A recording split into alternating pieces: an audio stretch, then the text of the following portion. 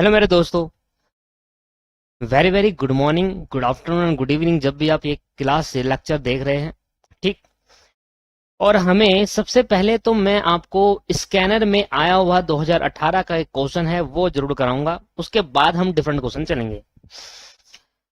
Question number 16 18 2018 का जून में आया था। क्वेश्चन नंबर 16 मैंने डाल रखा है। 7 नंबर में आया था असाइनमेंट प्रॉब्लम का क्वेश्चन। अब जब ये क्लास चल रही है असाइनमेंट प्रॉब्लम की, तो आपको अब मुझे जहां तक है कि 100% चीज आपको समझ में आ रही होगी असाइनमेंट प्रॉब्लम की। ठीक। मुझे एक दो स्पेशल क्वेश्चन कराने हैं, वो स्पेशल क्वेश्चन कराने के बाद असाइनमेंट प्रॉब्लम खत्म हो जाएगा। पहले एक बेसिक क्वेश्चन करते हैं आज की क्लास का, जिससे हमें दोबारा सा रिवीजन मिल जाए थोड़ा सा, है ना। कहता है ब्लैक स्मिथ सुपरवाइजर है, एक सुपरवाइजर है in his workshop is considering how he should assign the job four job are to be perform for 4 worker under him. एक सुपरवाइजर के अंदर में 4 वर्कर काम कर रहे हैं और उसके पास 4 जॉब है जिसको वो 4 वर्कर को असाइन करना चाहता है, और अब से पूछ रहा है कि सर कैसे असाइन करूं। ठीक। He want to assign the job to the worker such that the aggregate time to perform the job is least. कहता है कि वो चाहता है, सुपरवाइजर चाहता है को इस तरीके से जॉब को असाइन करे वर्कर पे जो जो उसका एग्रीगेट टोटल टाइम लगेगा ना सारे वर्करों को मिलाकर, वो कम से कम लगे। ठीक है। Based on the previous experience के बेस में उसने हमें कुछ इन्फॉर्मेशन दी है on time taken by the 4 worker performing this job. कहता है मैंने सभी जॉब सभी वर्करों से कराई है और मुझे एक डाटा मिला है, वो डाटा मैं आपके साथ शेयर कर रहा हूं। और ये डाटा हमें बताता है कि अगर हर एक वर्कर हर एक जॉब को करता है तो वो कितना कितना समय लेता है। ठीक है। टाइम टेकन इन मिनट्स, आपको जो टाइम दे रखा है 4 वर्करों को मिनट्स में है, मतलब नीचे दे रखा है 46 मिनट, 47, 57 मिनट, 49 मिनट, ये सब 4 वर्कर है, 4 जॉब्स है और ये इनके टाइम है। अगर वर्कर 1 जॉब ए करता है तो 46 मिनट लगाएगा। ठीक है। Solve the assignment problem optimal solution using the Hungarian method. तो हंगरियन मेथड से इसको सॉल्व करो। सबसे पहले हम क्या करते हैं, क्योंकि मिनिमाइजेशन प्रॉब्लम है तो इसमें हमें मैक्सिमाइजेशन में कन्वर्ट नहीं करना। ठीक है। मैक्सिमाइजेशन कन्वर्ट नहीं, मिनिमाइज करना, सीधा रो ऑपरेशन स्टार्ट करते हैं। तो हमारा जो आज के 2018 में आया हुआ पेपर, जून किसका, जून, हाँ 2018 में जून में आया था, और कितने नंबर का आया था बताओ, 7 नंबर का, और 7 नंबर फ्री के मिलके गए थे यहाँ पर। इसलिए ओएमएसएम सब्जेक्ट की ना हमेशा कोचिंग लगानी चाहिए, ऐसा नहीं कह रहा कि मेरा सब्जेक्ट ऐसे लगानी चाहिए, पढ़ाता और वो भी है, कहीं से भी लो पर लगाओ जरूर। अगर आप कोई सजेस्ट कर रहे हो, किसी को सजेस्ट करो कि ओएमएसएम की कोचिंग जरूर लगाए। क्यों? रीजन बिंग, क्योंकि ओएमएसएम ऐसा सब्जेक्ट है जो पूरे ग्रुप को क्लियर करवा सकता है।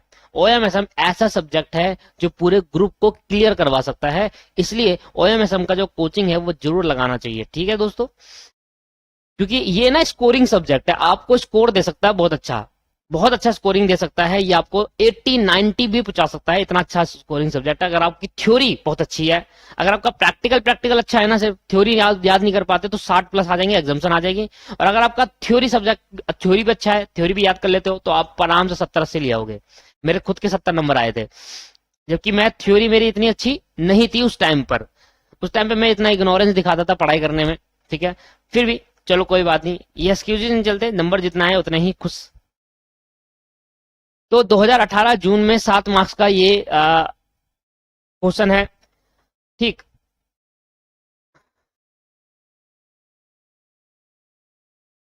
सबसे पहले मैं रो ऑपरेशन करूंगा तो सबसे पहले मिनिमम देखेंगे। हाँ, और एक बार बता दूं, मैंने एसएम की कोचिंग नहीं ली थी, एसएम खुद से करी थी, सेल्फ स्टडी। ठीक है। तो 46, 40, 51 और 68 जिस टाइम में मैंने पेपर दिया था ना दोस्तों, उस टाइम में ना यूट्यूब पे भी क्लासेस कोई हुआ नहीं करती, तो उस टाइम पे यूट्यूब पे इतना सीएमए का था ही नहीं कुछ। तो अब तो मतलब कितना ही सीएमए का, हर चीज सीएमए की यूट्यूब पे आपको मिल जाएगी। पर फिर भी मैं आपको हमेशा ये सजेस्ट करूंगा कि ओएमएसएम की कोचिंग जैसे आपने लगा ली है, मेरे से पढ़ रहे हो, ऐसे ही आप दूसरों को सजेस्ट करो कि लगाओ।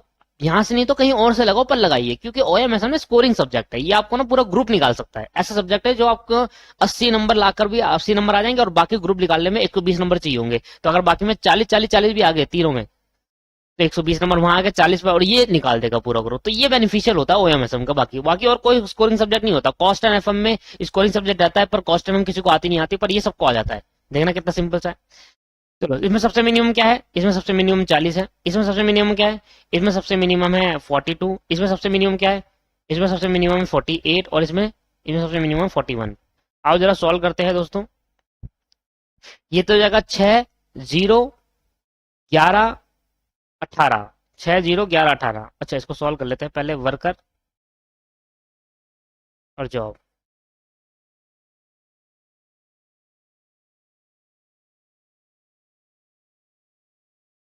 ये मेरी वर्कर हो गया, जॉब हो गया। 1 2 3 4। हमें ना रूलर लाइन की जरूरत नहीं है, ऐसा ही है। Job A B C D. तो यहां पर आ गया 6 0 11 18। हाँ जी, आगे देखते हैं।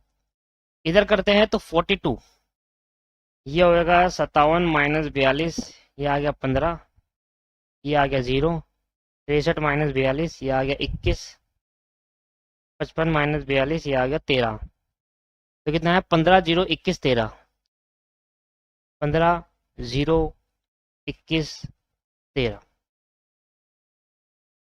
ये आ गया 1। 53 - 48, ये आ गया 5। 48 - 48 0। 64 - 48, ये आ गया 16। तो आया 1 5 0 16। 1 5 0 16। 41 का 0 4। 61 - 41 10 20। और 55 - 41 आ गया 14।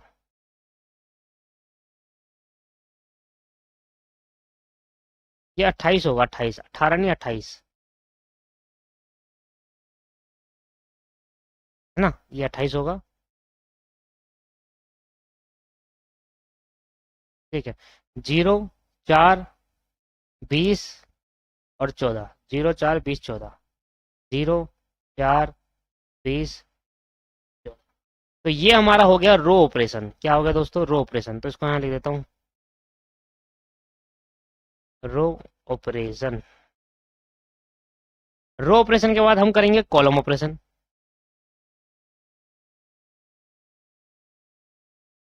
रो ऑपरेशन के बाद हम क्या करेंगे दोस्त? कॉलम ऑपरेशन करेंगे।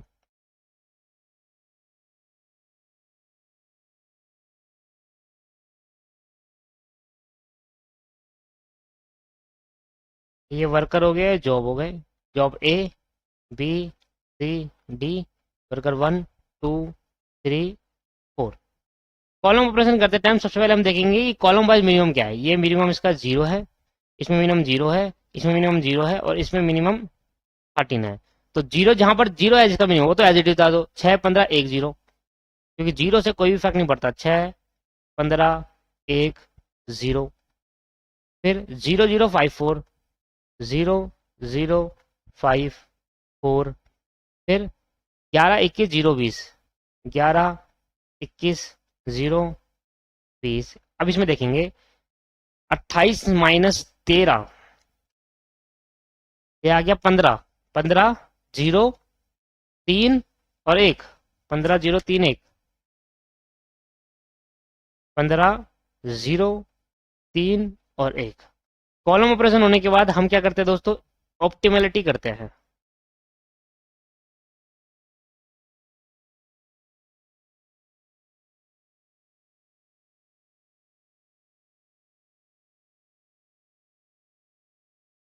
ऑप्टिमलिटी मैट्रिक्स बनाएंगे।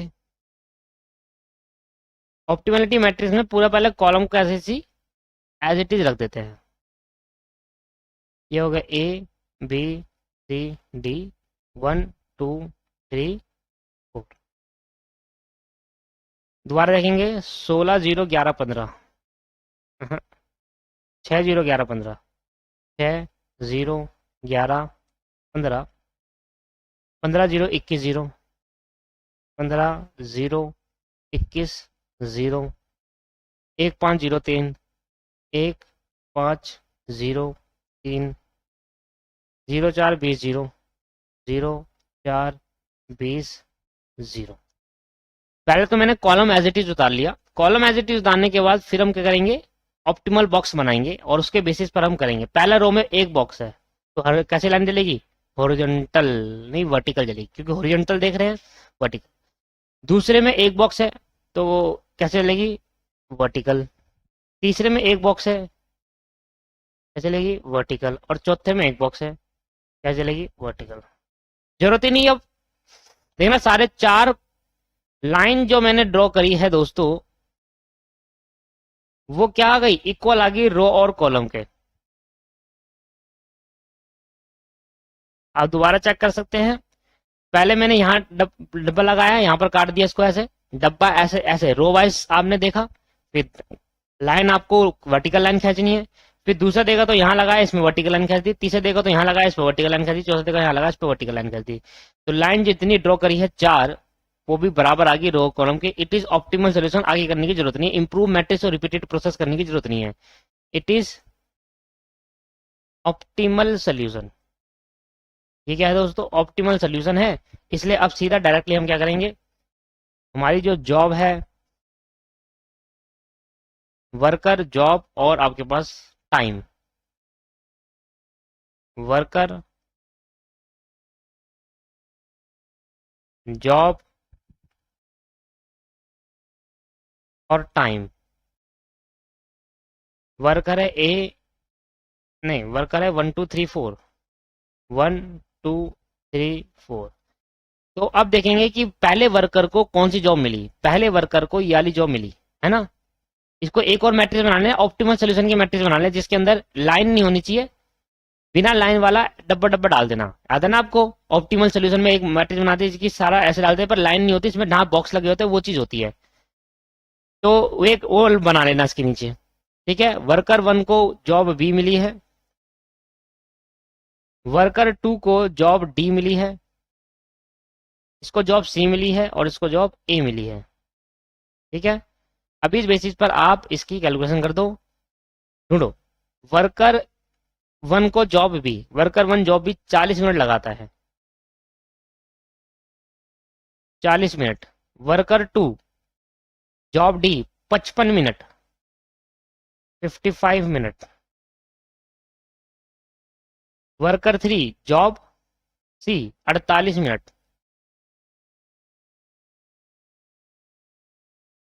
और वर्कर 4 जॉब 1 41 मिनट। तो टोटल आपके पास टाइम टेकन हो जाएगा, टोटल एग्रीगेट मिनट बन जाएंगे आपके पास 40 55, 40 55 48 और 41, ये आ गया 184 मिनट।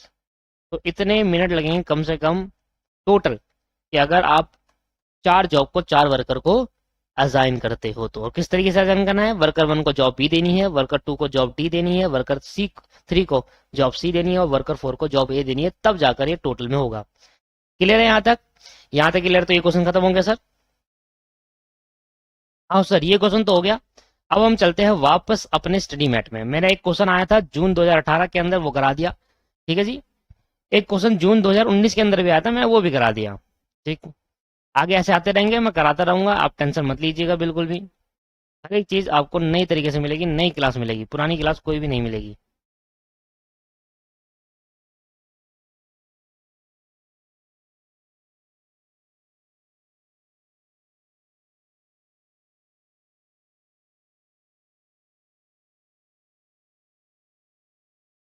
ये देखो, पहला क्वेश्चन हम कर चुके हैं, दूसरा क्वेश्चन हम कर चुके हैं, तीसरा में करना है। ठीक है, तीसरा करना है हमें।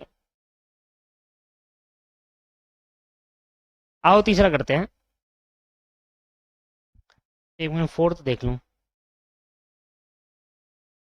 अभी इतना ही है। कहता है average time taken by an operator और on a specific machine is tabular form. कह रहा है एवरेज टाइम कितना लगता है एक मशीन को, एक ऑपरेटर, टेकन बाय ऑपरेटर, एक ऑपरेटर एक मशीन में कितना टाइम लगाता है। ठीक है, वो मशीन का एवरेज। अगर ऑपरेटर 1 मशीन 1 में काम करेगा तो 2 मिनट लगाएगा, या 2 घंटे हैं।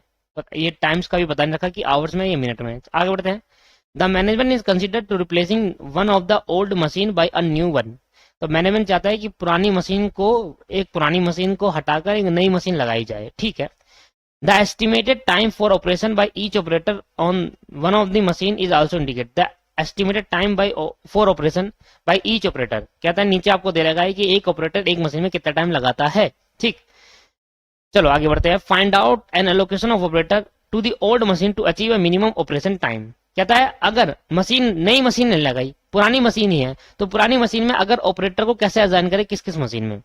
दोबारा समझो, पहला क्वेश्चन कह रहा है कि आप एलोकेशन करके दिखाओ ऑपरेटर का, कि कौन सा ऑपरेटर पुरानी मशीनों में कैसे काम करेगा जिससे हमारी कॉस्ट कम आ जाए, अभी न्यू मशीन को भूल जाओ। ठीक, तो पहले हमें जो करना है, दूसरा क्या है, ये दो क्या है, reset the problem with a new machine, find out the allocation of operator. कहता है हम न्यू मशीन को ध्यान में रखते हुए करो। How will the operator be reallocate the machine after replacement. अब ये तीन स्टेप है, तीन पॉइंट है और तीनों पॉइंट बड़ा है क्वेश्चन, ठीक है, ये क्वेश्चन बड़ा है। थर्ड क्वेश्चन और फोर्थ क्वेश्चन इंपॉर्टेंट है, इसको जरूर करके जाइएगा पेपर में, एक बार आएगा नहीं पेपर के अंदर, पर करना जरूर, इससे ना बहुत कुछ आपके माइंड में कॉन्सेप्ट खुल जाएंगे, तो आप इजीली आप छोटे क्वेश्चन भी कर जाओगे, ठीक है। तो ये 5 क्वेश्चन है स्टडी मैट के, जितने मैंने कराया वो सारे क्वेश्चन करके जाना एक बार ट्राई। चलो आगे बढ़ते हैं। पहले मैं बेसिक शुरुआत करता हूं कि ओल्ड मशीन को, अगर मेरे पास अभी न्यू नहीं है, मेरे पे यही 6 मशीन है ओल्ड और 6 ऑपरेटर है, तो मैं इन 6 ऑपरेटर को ओल्ड मशीनों में कैसे एलोकेट करूं, कैसे असाइन करूं जिससे मेरी कॉस्ट मिनिमम आ जाए, मेरा जो ऑपरेशन टाइम हो क्या हो जाए, मिनिमम हो जाए। तो सिंपल है, ये तो मिनिमाइजेशन प्रॉब्लम है। आओ सर, क्वेश्चन नंबर कर रहे हैं 3 अपने स्टडी मटेरियल का, अपनी बुक का। ठीक, आगे बढ़ते हैं। सबसे पहले मैं ओल्ड मशीन लेके चलूंगा, क्योंकि पहले बार में क्या बोला है, पहले दोबारा पढ़ लो क्वेश्चन क्या कह रहा है, find out the an allocation of operator to the old machine to achieve the minimum operation time. कि भाई किस तरीके से एक ऑपरेटर को किसी ओल्ड मशीन में लगाऊं, मतलब ये 6 ऑपरेटर को इन 6 मशीनों में कैसे लगाऊं, न्यू को भूल जाओ अभी पहले पॉइंट में। तो क्या आएगा, मतलब सिंपल क्वेश्चन है पहले वाला। ठीक, जैसे करते हुए आ रहे थे, सबसे पहले करेंगे रो ऑपरेशन, इसमें लगेगा टाइम। ये हो गए ऑपरेटर, ये हो गई मशीन, ऑपरेटर मशीन क्या है, मशीन 1 2 3 4 5 6, 1 2 3 4 5 6, ऑपरेटर है 1 2 3 4 5 6।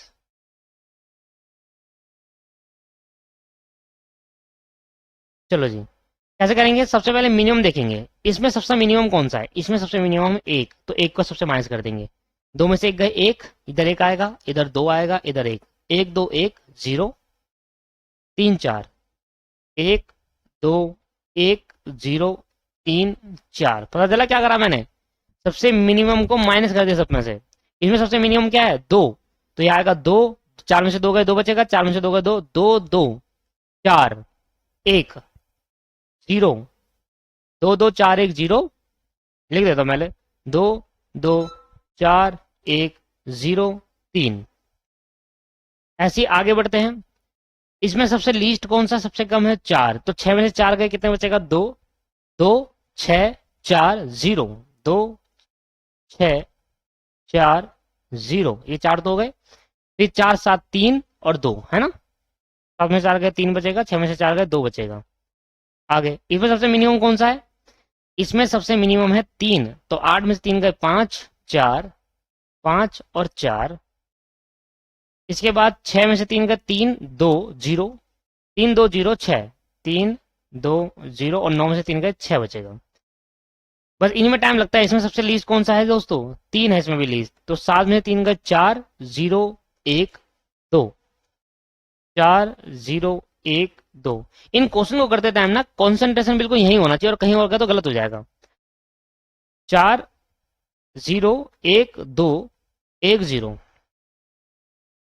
एक और जीरो,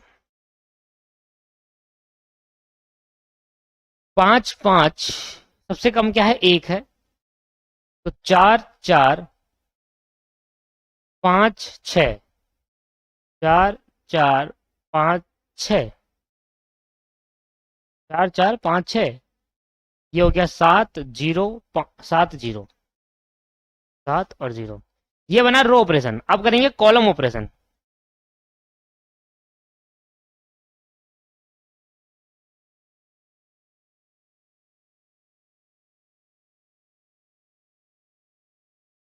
कॉलम ऑपरेशन करते हैं,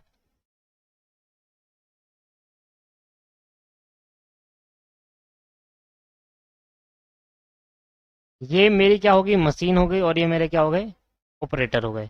one two three four five six, one two three four five क्या है जी ये? सबसे मिनिमम क्या है? 1 है इसमें, तो 0 1 1 0 1 है सबसे मिनिमम, माइनस करेंगे 0 1 1 4 3 3 0 1 1 4 3 3। दूसरा सबसे मिनिमम है 0, तो ऐसे छोड़ दो। 2 2 6 4 0 4 2 2 6 4 0 4।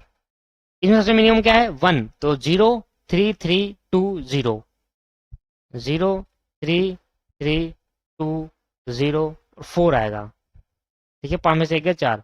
ये एज इट इज छोड़ देंगे क्योंकि 0 है इसमें। 0 1 0 2 2 6 0 1 0 2 2 6 3 0 3 0 1 7 3 0 3 0 1 7।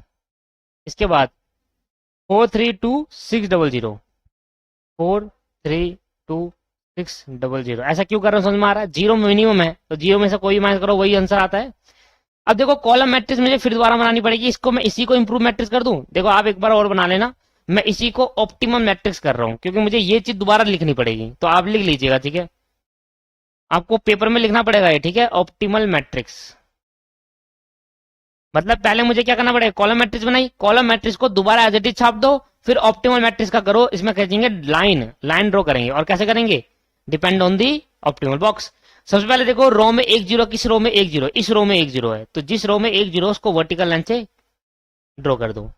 फिर आगे देखो इस रो में भी 1 0 मिली, वर्टिकल लाइन से ड्रॉ कर दो। इस रो में नहीं है, 1 0 कट गई है। इस रो में 2 0 3 0 है, इस रो में 1 0 है, इसको वर्टिकल लाइन से ड्रॉ कर दो।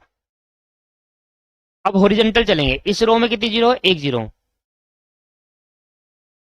सॉरी, वर्टिकली चलेंगे और हॉरिजॉन्टल लाइन ड्रॉ करेंगे, है ना। इस रो में कितनी 0 है? 1 0।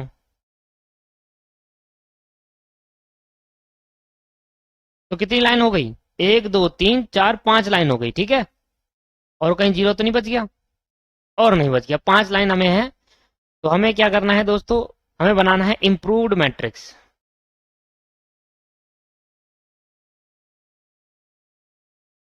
जो नॉन कट एलिमेंट है उसमें सबसे मिनिमम क्या है?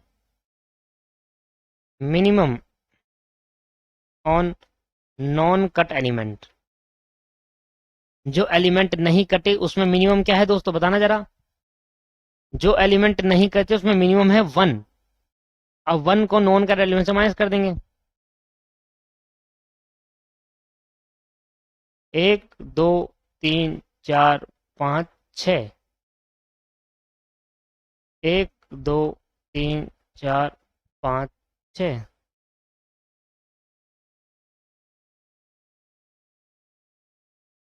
यह है मशीन और यह है ऑपरेटर।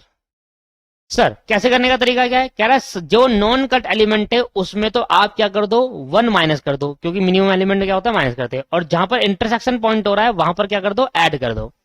तो देखो ये 1 माइनस करूंगा तो 0 0, ठीक, और 3 0 0 3 यहां चालू होगा 0 0 3। इसके बाद 1 5 3 1 5 3 1 5 3 2 2 2 2 1 2 2 1। ये हो गया सर। 1 मैंने माइनस कर रहा हूं, ये भी है देखो। ये बचेगा 2 3 3। ठीक है, बाकी और नहीं है। 2 3 3। अब ढूंढो इंटरसेक्शन पॉइंट। कहाँ दो लाइन आपस में इंटरसेक्ट करिए? ये रहा 5 और 4 में। यहां पर एक ऐड करेंगे। एक ऐड करूंगा, इधर भी एक ऐड करूंगा, इधर भी एक ऐड करूंगा, तो ये होगा 3 2 1। पांचवें में आएगा 3 2 1। यहाँ आएगा 3 2 1। इंटरसेक्शन पॉइंट है ये। इधर इंटरसेक्शन पॉइंट आ गया, तो 1 4 5 है ना। 1 4 5 जहां पर इंटरसेक्शन पॉइंट है बस वहीं लाइन ड्रॉ करनी है, बाकी एज इट इज उतार दो। देखो 0 2 0 0 2 0 3 0 0 3 0 0 6 7 0 6 7 0 1 0 2 1 0 2 0 3 0 0 3 0 3 2 6 3 2 6। तो जो कट एलिमेंट है जिनमें इंटरसेक्शन पॉइंट था उसको तो एज इट इज हम उतार देते हैं। अब फिर दोबारा चलेंगे, पहले देखेंगे रो में दो 1 0 है, नहीं है, इधर भी 2 0 है, इधर भी 2 0 है, इधर 1 0 है, इधर हम लाइन काट देंगे। फिर आगे देखेंगे इधर 2 0 है, इधर 1 0 मिल गई, फिर हम लाइन ड्रॉ कर देंगे। दोबारा से देखेंगे इधर 2 0 है, नहीं होगा, इधर 1 0 बच गई, है ना, देख लो पूरे उसमें 1 0 है। फिर दोबारा चेक करो, इधर 1 0 है, यस,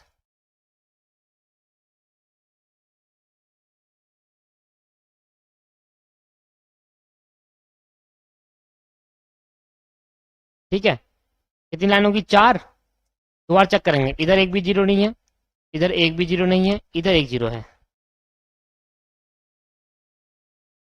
दोबारा चेक करेंगे, इधर 1 0 नहीं है, इधर 1 0 है। लो भाई होगी लाइन, ठीक, समझ में आ गया। 6 की 6 लाइन होगी तो ऑप्टिमल लाइन मैट्रिक्स बन गया। तो लाइन ड्रॉ जो हमने करी है वो किसके बराबर आ गई, रो और कॉलम के बराबर कह सकते हो।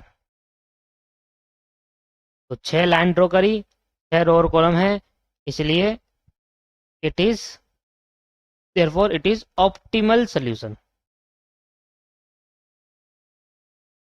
Therefore it is optimal solution. अब आपको एक मैट्रिक्स और बनानी पड़ेगी, उसको बोलेंगे optimal solution matrix.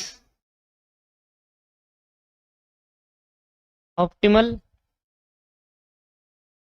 Solution matrix, और इस मैट्रिक्स में दोबारा सारा छापना है, बस ये बॉक्स बॉक्स फिल करने हैं, बाकी सब वैसे ही वैसे ही, ठीक है। तो मेरी तरफ से ये ऑप्टिमल सॉल्यूशन मैट्रिक्स जो है मैं इसी में बना दूं, मुझे बस कुछ नहीं करना, ये लाइन आप वीडियो पॉज करके उतार लीजिएगा, मुझे यहाँ से लाइनें हटानी है बस, और ये बन गई मेरी ऑप्टिमल सॉल्यूशन मैट्रिक्स। और क्या, यही तो बना। तो ये डब्बे क्या दर्शा रहे हैं, ये कह रहे हैं कि भैया आप कौन सा काम किस ऑपरेटर से करवाओगे, इस ऑपरेटर को कौन सी मशीन पे लगाओगे, वो बता रहे हैं।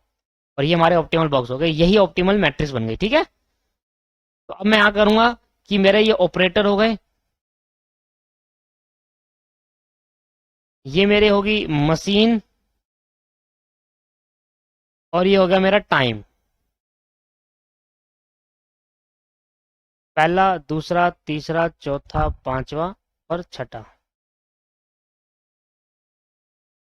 सर आप जैसे मैं अभी कर रहा हूं ना कि मैंने वहां पर लाइन मिटो दी, ऐसे नहीं करना आपको पेपर के अंदर। आप समझ गए होंगे मैं क्या करने की कोशिश, मैं टाइम बचाने की कोशिश कर रहा हूँ क्योंकि क्वेश्चन बड़ा है, ठीक है। मुझे ये चीज उतारनी थी, लाइन हटानी थी, बस मैंने लो लाइन मिटो दी, पर आपको दोबारा स्टेप उतारना पड़ेगा दोस्तों ये, ठीक है।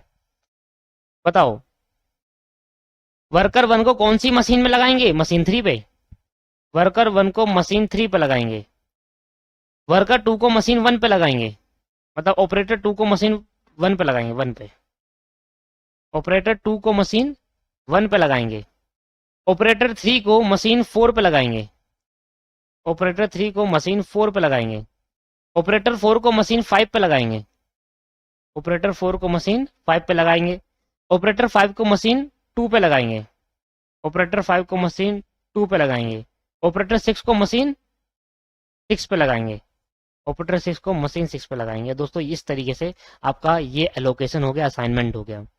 अब ऑपरेटर 1 अगर मशीन 3 पे लगता है तो कितना टाइम लगता है, ऑपरेटर 1 अगर मशीन 3 पे लगेगा तो कितना टाइम लगेगा, 2। अभी 2 हावर है, मिनट है, ये बतानी है।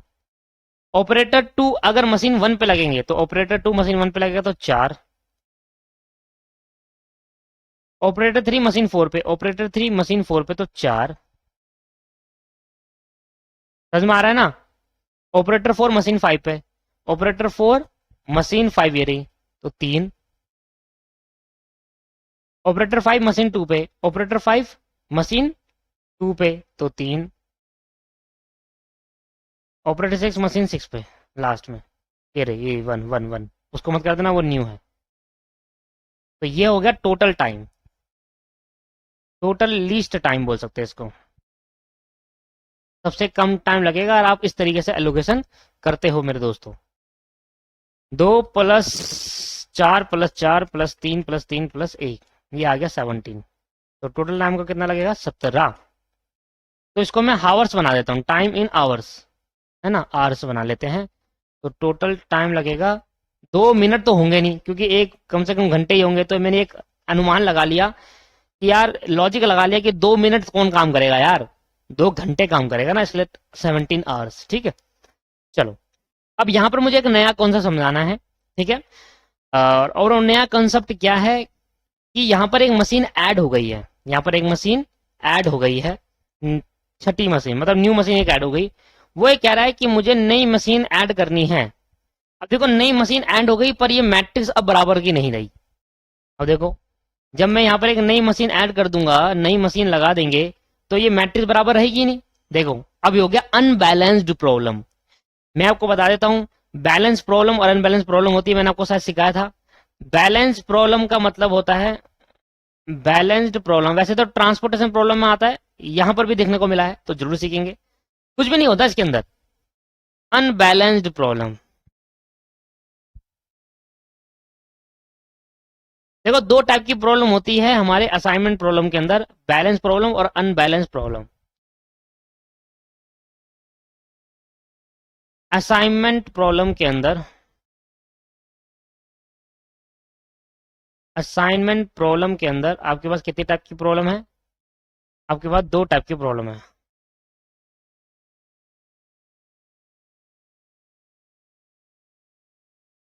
अब असाइनमेंट प्रॉब्लम के अंदर 2 टाइप की प्रॉब्लम है। बैलेंस प्रॉब्लम का मतलब होता है, इसका मतलब होता है जिस प्रॉब्लम में जितनी रो होती है उतने ही कॉलम होते हैं। मतलब जिस प्रॉब्लम में रो और कॉलम बराबर होते हैं उसको हम बैलेंस प्रॉब्लम कहते हैं। जिस प्रॉब्लम में रो और कॉलम बराबर होते हैं, रो और कॉलम को लिख दूं बराबर की जगह, रो और कॉलम इक्वल होते हैं, उसे हम बैलेंस्ड प्रॉब्लम कहते हैं। मतलब प्रॉब्लम कैसे बैलेंस, बैलेंस का मतलब क्या है, यहाँ पर रो जितनी रो है उतने कॉलम में। जैसे अभी मैंने आपको पढ़ाया ऊपर वाले क्वेश्चन के अंदर, 6 रो 6 कॉलम थी, देख रहे हो आप, 6 रो थी, ऐसे करके 6 रो है, और ऐसे करके 6 रो है, और ऐसे करके 6 कॉलम है। इसको बोलते हैं बैलेंस प्रॉब्लम। और अभी तक हम जितने भी क्वेश्चन करके आए वो बैलेंस प्रॉब्लम के थे। मैंने कहा था आपको कि अगर एक भी क्वेश्चन अनबैलेंस प्रॉब्लम का आएगा, पूरा कौन सा समझाया जाएगा आपको, आप दिक्कत मत लीजिएगा। और देखो यहाँ पर देखने को मिल गया वो। अनबैलेंस प्रॉब्लम का मतलब क्या होता है दोस्तों? इसका मतलब होता है जिस प्रॉब्लम में रो और कॉलम एंड आएगा, और नहीं आएगा, and, row and column equal नहीं होते, उसे हम अनबैलेंस्ड प्रॉब्लम कहते हैं।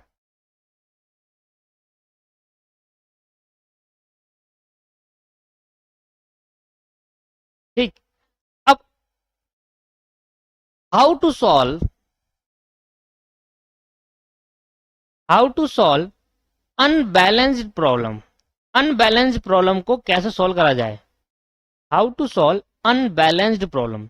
अब मैं अनबैलेंस प्रॉब्लम को कैसे सॉल्व करूंगा? अनबैलेंस प्रॉब्लम का मतलब क्या है कि देखो, ये होती है 3x3 की मैट्रिक्स, 4x4 की मैट्रिक्स। 4x4 का मतलब जो पहले वाली 3 है वो बताता है रो कितनी है, और जो दूसरा वाला 3 है वो बता रहा है रो कॉलम कितना है। तो पहले वाला जो 3 इंडिकेट करता है रो को, दूसरा वाला 3 भी कॉलम को इंडिकेट कर रहा है। ये कह रहा है पहला वाला किसको इंडिकेट करता है, रो को, और दूसरा वाला किसको इंडिकेट करता है, कॉलम का। इसका मतलब 4 रो और 4 कॉलम, ऐसी 5 रो 5 कॉलम। पर इधर की जब बात करूंगा तो इधर क्या होगा, इधर कहेगा कि भैया देखो 3 रो है और 4 कॉलम है, that's called unbalance. Row 3 4 column, ऐसा कहेगा 4 रो है 5 कॉलम है, या ऐसा कहेगा 6 रो है और 5 कॉलम है। तो ये अनबैलेंस प्रॉब्लम हो गया। रो और कॉलम में डिफरेंसेस आ रहे हैं, रो ज्यादा हो रही है कॉलम कम, या कॉलम ज्यादा है रो कम। तो इस सॉल्व को कैसे करेंगे, अनबैलेंस प्रॉब्लम कहते हैं। और इस अनबैलेंस को सॉल्व कैसा करा जाएगा, सोचो, सोच ध्यान देना एक बार। अनबैलेंस्ड प्रॉब्लम को हमें बैलेंस्ड करना होता है, तभी हम सॉल्व कर पाएंगे। अगर कभी भी सिचुएशन अनबैलेंस प्रॉब्लम की आ जाए, अनबैलेंस का मतलब क्या हो गया, या तो रो ज्यादा है कॉलम से या कॉलम ज्यादा है रो से। तो अनबैलेंस प्रॉब्लम को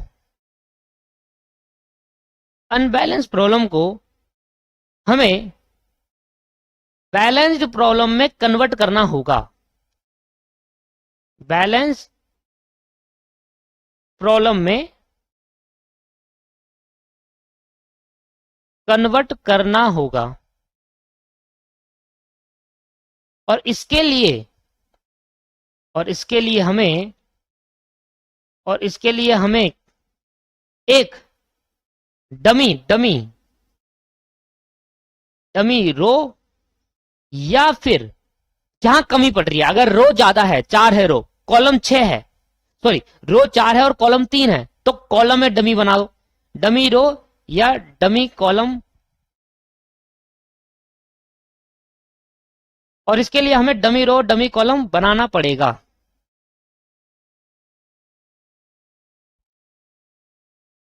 जिससे वो मैट्रिक्स बैलेंस्ड हो जाए, तो डमी रो और डमी कॉलम बनाना पड़ेगा, जिससे दोस्तों वो मैट्रिक्स क्या हो जाएगी, बैलेंस हो जाएगी। डमी रो और डमी कॉलम दोनों एक साथ नहीं बनेगी। मैं कह रहा हूं जहां पर कमी है वहां पर उस डमी रो का हम इंट्रोड्यूस करेंगे, उस डमी रो को। मैंने कहा मेरे पे 4 रो है पर कॉलम 3 ही है, तो कॉलम में डमी बना दो, फिर 4 रो 4 कॉलम हो जाएंगे। मैंने कहा रो मेरी 3 है और कॉलम मेरे 4 है, मतलब मेरे ऐसे लाइन 3 है, 1 2 3 लाइन है, और जो कॉलम है वो 1 2 3 4 है। तो क्या करूं, एक लाइन और, ये 3 है, देखो कॉलम कितने हो गए, 4, 1 2 3 4। वर्टिकल को क्या बोलते हैं, कॉलम, और हॉरिजॉन्टल को क्या कहते हैं, रो। तो रो मेरी क्या हो गई 3 और कॉलम मेरे क्या हो गए 4।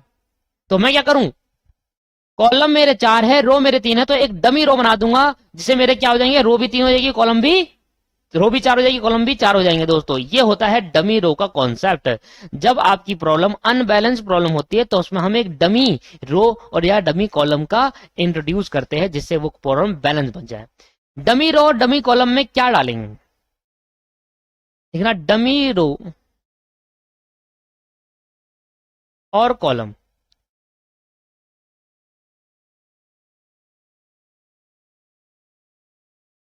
ऐसी रो, क्या होता है ये, ऐसी रो और कॉलम जिसमें जिसके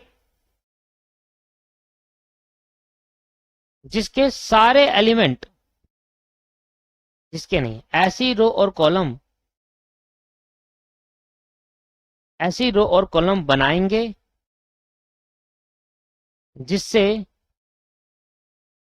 जिसके सारे एलिमेंट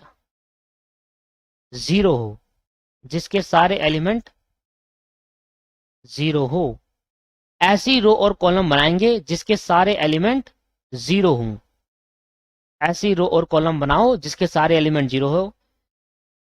0 एलिमेंट डालने का पर्पस,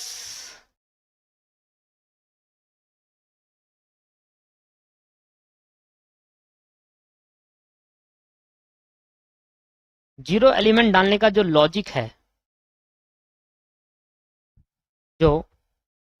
है,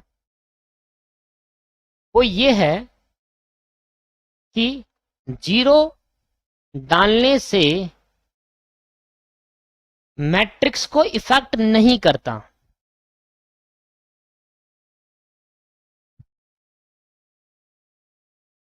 जीरो डालने से मैट्रिक्स को कोई भी इफेक्ट नहीं करता। क्यों सर, 0 से क्या इफेक्ट करेगा, 0 को ऐड करेंगे तब भी वही टर्म आनी है, 0 को माइनस करेंगे तब भी वही टर्म आनी है, मल्टीप्लाई करोगे, मल्टीप्लाई होता नहीं मैट्रिक्स के अंदर, ऐड या लेस ही होता है ना। तो ऐड और लेस करने से कोई भी इफेक्ट मैट्रिक्स को नहीं पड़ता, इसलिए हम 0 डालते हैं। इसको बोलते हैं डमी रो और डमी कॉलम।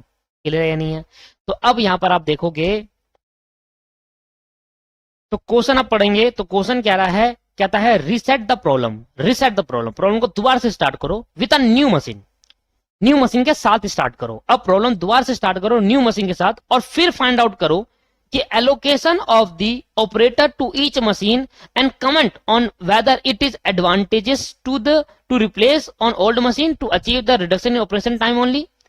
तो ये कह रहा है कि अब प्रॉब्लम दोबारा से करो और न्यू मशीन जो थी इसको ध्यान में लेते हुए करना, और अब ऑपरेटर को मशीनों में बांटो कि कौन सा ऑपरेटर कौन सी मशीन में काम करेगा, और बताओ क्या यह हमारे लिए फायदेमंद है, क्या हमें मशीन को रिप्लेस कर देनी चाहिए या नहीं करनी चाहिए। ठीक है, तो ये आपके पास बी पॉइंट कहता है अब मुझे दोबारा प्रॉब्लम असाइनमेंट करना होगा पर नए मशीन को ध्यान में लेते हुए। अब मुझे बताओ यहाँ पर रो कॉलम कितने हो गए, देखो एक कॉलम, दो कॉलम, 3 4 5 6 और 7 कॉलम हो गए, और यहाँ पर रो कितनी है, 1 2 3 4 5 6, एक और बनानी पड़ेगी दैट्स कॉल्ड डमी रो। अब यहाँ पर डमी रो का इंट्रोडक्शन पड़ेगा, कॉलम का नहीं, क्योंकि कॉलम ज्यादा है रो कम है। क्लियर है, दैट्स कॉल्ड अनबैलेंस्ड प्रॉब्लम। आया समझ में। तो ये भी था, वैसे तो ट्रांसपोर्टेशन प्रॉब्लम का ज्यादा यूज करते हैं पर कोई नहीं, यहाँ पर भी आ गया तो यहाँ पर भी हम सीख लिया। था क्या इसमें, कुछ और लॉजिक था ही नहीं इसमें, कुछ जो था मैंने आपको सभी चीज बता दी। कहता है how will the operator be reallocate to the machine after replacement, और रिप्लेसमेंट करने के बाद किस तरीके से रीएलोकेट करेगा मशीन को, किस तरीके दोबारा ऑपरेटर को दोबारा मशीन में लगाएगा। तो ये दोनों क्वेश्चन एक ही है, मतलब हमें असाइनमेंट प्रॉब्लम दोबारा कर देनी है जिससे हमारा ये वाला भी हो जाएगा और ये वाला भी हो जाएगा। हम मशीन को दोबारा, हमारे जो ऑपरेटर है वो दोबारा हम दूसरी मशीन में इनको असाइन करेंगे नई मशीन को ध्यान में रखते हुए। ठीक, चलो देखते हैं क्या इसमें कैसे करेंगे। तो बी पार्ट कर रहे हैं और बी पार्ट में एक लाइन लिखेंगे, the problem is unbalanced, the problem is unbalanced because, ये लाइन लिखनी बहुत जरूरी है, हमें बताना पड़ेगा ये प्रॉब्लम क्या है, अनबैलेंस्ड है because in the problem problem मतलब वो जो क्वेश्चन है, in the problem there are 7 column but 7 column and there are 7 column and 6 matrix, 6 row, there are 7 column and 6 row. So here we have to introduce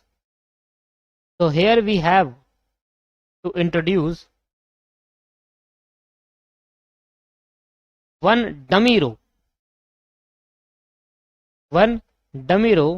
whose all element is 0, whose all element is 0, whose all element is 0.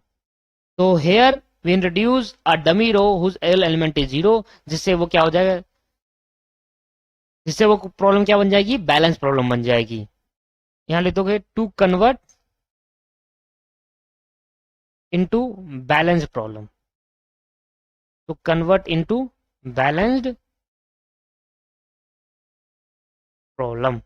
ठीक है, तो आओ एक बार dummy रो से बनाते हैं इसको, एक बार हम इस क्वेश्चन को डमी रो से करते हैं, डमी रो इंट्रोड्यूस करते हैं, यहाँ पर डमी रो इंट्रोड्यूस 0 एलिमेंट डाल देंगे और फिर बनेगी बैलेंस प्रॉब्लम मैट्रिक्स। आओ सर करते हैं। देखिए अब हम करेंगे ऑपरेशन रो मैट्रिक्स करेंगे। इससे पहले मैं जरा अनबैलेंस प्रॉब्लम को बैलेंस कर दूं। कैसे सर, सबसे पहले हम बना लेते हैं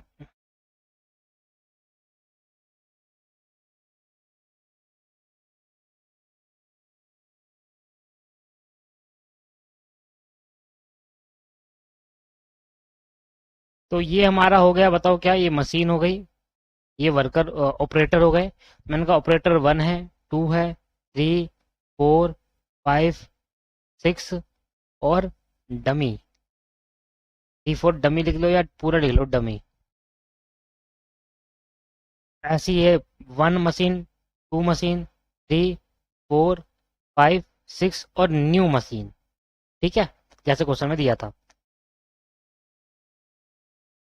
अब हमें क्या करना है, अब हमें ये पूरा छाप देना है वहां पर, 2 4 6 8 7 5, 2 4 6 8 7 5, 2 4 6 8 7 5 और डमी में क्या आएगा 0। ठीक है, इसके बाद 3 4 10 7 3 5, 3 4 10 7 3 5 0। 3 4 10, 7 3 5 0, 2 6 8 6 4 6, 2 6 8 6 4 6 0, 1 3 4 5 5 7, 1 3 4 5 5 7 0, 4 2 7 3 4 8, 4 2 7 3 4 8 0, 5 5 6 9 3 1, 5 5 6 9 3 1 0, 6 1 1 4 12 6, 6 1 1 4 12 6 0। तो इस तरीके से हमारी बनी मैट्रिक्स। ठीक है, अब मैं यहां से स्टार्ट करूंगा रो ऑपरेशन करना। ठीक है, मैं यहां से क्या स्टार्ट करूंगा दोस्तों, रो ऑपरेशन करना स्टार्ट करूंगा। सबसे पहले रो ऑपरेशन मैट्रिक्स। ये लास्ट क्वेश्चन है आज की क्लास का। अगला जो एक क्वेश्चन बच गया है वो मैं नेक्स्ट क्लास में कराऊंगा, क्योंकि वो भी टाइम कंज्यूमिंग है, उसमें भी दो दो बार करना है। जैसे इसमें करा था ना दो दो बार, उसमें भी दो दो बार करना है। रो ऑपरेशन मैट्रिक्स बना लो फिर दोबारा।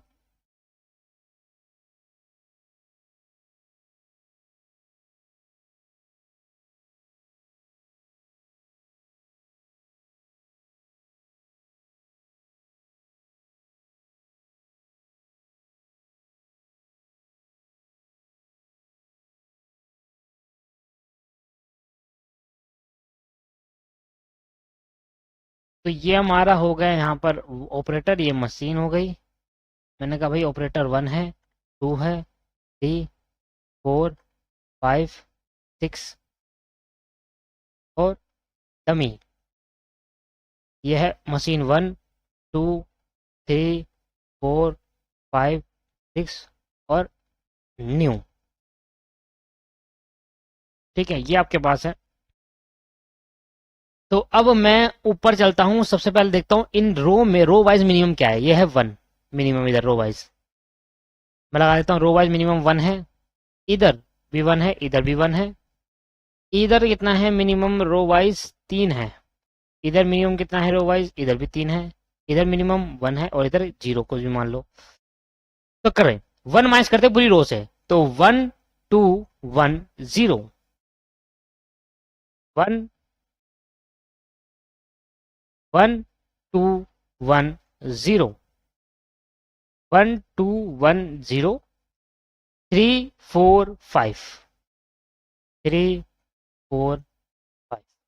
आगे इसमें क्या माइनस करेंगे 1, तो 3 3 5, 3 3 5 2 1 4, 3 3 5 2 1 4, 3 3 5 2 1 4 और ये 0। ठीक है, ये भी 1 है, तो 5 9 7 3, 5 9 7 3, 5 9 7 3। ठीक है जी, 5 9 7 3 के बाद 5 9 7 3 6 5 0, 6 5 0। टाइम कंज्यूमिंग है बस। इधर माइनस करना है 3, तो 5 4 3 2 0, 5 4 3 2 0, 5 4 3 2 0, 5 4 3 2 0 और ये 6 और 1, 6 और 1। इसमें माइनस करना है 1, तो 4 4 5 6 7 0, 4 4 5 6 7 0 और इसमें क्या है 6, तो 5 आएगा। हो 1 मिनट, ये छठे वाला था 4 4 5 6 7 0 5, ये 6 वाला था, 5 वाला मिस कर गया मैं। 3 माइनस करना है ना, तो 3 माइनस करना है, तो ये हो गया भाई 4 0 1 2, 4 0 1 2 1, 4 0 1 2 1 0 और 9, और यहाँ पर 0 0 आएगा, 0 0 0 0 0 0 0। तो ये बन गई आपकी रो मैट्रिक्स। ठीक है, तो इनको जरा ठीक कर देता हूँ, आगे पीछे हो रहे हैं। ये मेरा 4, ये मेरा 0, 4 इसके नीचे, 0 इसके नीचे ले आते हैं। ठीक है जी, तो ये बन गई रो ऑपरेशन। अब सेम हम चलेंगे कॉलम ऑपरेशन। तो कॉलम ऑपरेशन में कुछ भी नहीं करना पड़ेगा, क्योंकि हर बार कॉलम में मिनिमम 0 ही आएगा, क्योंकि हर एक कॉलम में 0 तो है ही। देख लो आप, देखो इस कॉलम में भी 0, इस कॉलम में भी, इस कॉलम में, इस कॉलम में, सभी कॉलम में 0 है। तो ये एज अ टीज उतार दो, क्योंकि 0 से कोई भी इफेक्ट नहीं पड़ता दोस्तों। Column operation.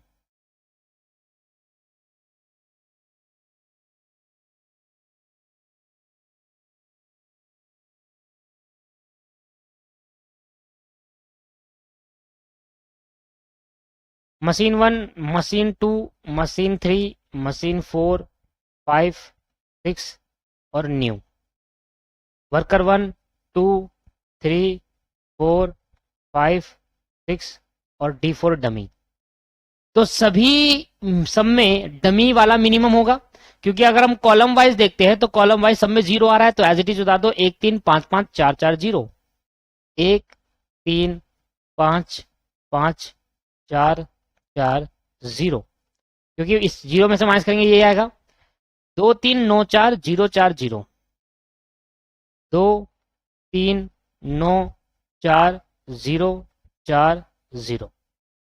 इसके बाद 1 5 7 3 1 5 0, 1 5 7 3 1 5 0, 0 2 3 0 2 3 2 2 6, 0 2 3 2 2 6 0, 3 1 6 0 1 7, 3 1 6 0 1 7 और ये 0। ठीक है जी, समझ में आ रहा है आपको? 4 4 5 6 0 0, 4 4 5 6 0 0 0, 5 0 0 1 9 5 0, 5 0 0 1 9 5 और 0। तो ये मेरी कॉलम मैट्रिक्स। कॉलम मैट्रिक्स को सेम उतार दीजिए और वहां लिख दीजिए आपके पास ऑप्टिमल मैट्रिक्स। ठीक है, मैं इसको मिटो रहा हूं और यहां पर लिख रहा हूं, मिटो नहीं रहा, यहीं पे लिख रहा हूं ऑप्टिमल मैट्रिक्स। आपको उतारना पड़ेगा जी, आपको दोस्तों उतारना पड़ेगा, क्योंकि कॉलम मैट्रिक्स अलग दिखानी होती है और ऑप्टिमल मैट्रिक्स अलग दिखानी होती है। ऑप्टिमल मैट्रिक्स में हम लाइन ड्रॉ करते हैं। तो लाइन ड्रॉ करेंगे, रो वाइज देखेंगे कि रो में 1 0 कहां पर है।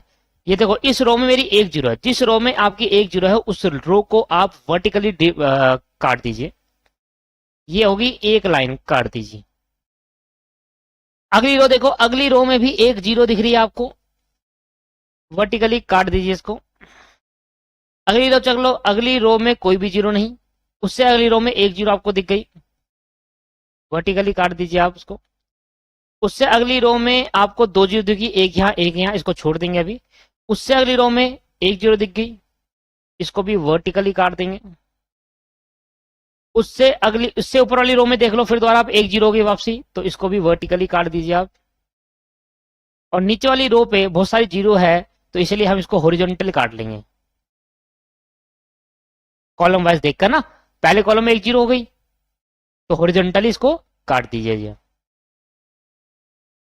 समझ में आया?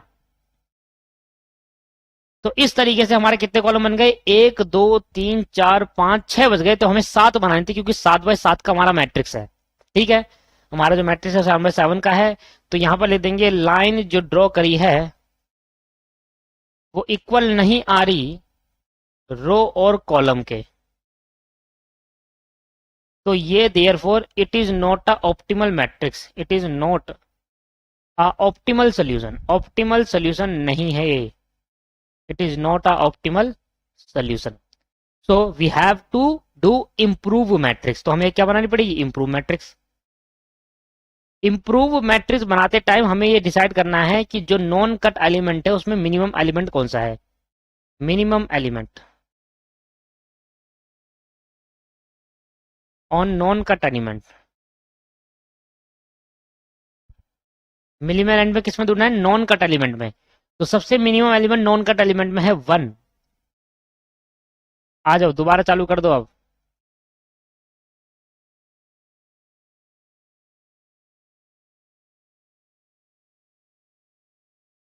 1 2 3 4 5 6 और D4 डमी। 1 2 3 4 5 6 और N4 न्यू मशीन। तो सर अब क्या करेंगे, जो नॉन कट एलिमेंट होते हैं उसमें तो ऐड कर दे, उसमें तो माइनस करते हैं, और जो कट जहां इंटरसेक्शन एलिमेंट होता है उसमें ऐड कर देते हैं। तो देखो, नॉन कट एलिमेंट ये रहे, तो ये माइनस करेंगे 1, तो 0 2 4 4 3 3, 0 2 4 4 3 3, 0 2 4 4 3 3। पहले मैं वो आइटम ले रहा हूं जिसमें कट नहीं लगा। इधर भी 1 माइनस करेंगे तो ये क्या हो जाएगा, 0 4 6 2 0 4, 0 4 6 2 0 4, 0 4, इधर आएगा 0 4 6 2 0 4। नॉन कट एलिमेंट हो गए सारे, हाँ जी सारे हो गए। अब जहां इंटरसेक्शन था वहां देखो, ये रहा 1 1 नहीं, यानी ये है 1 1 1 1 ऐड कर देंगे तो ये हो जाएगा, एक छोड़कर दो, ये हो जाएगा 1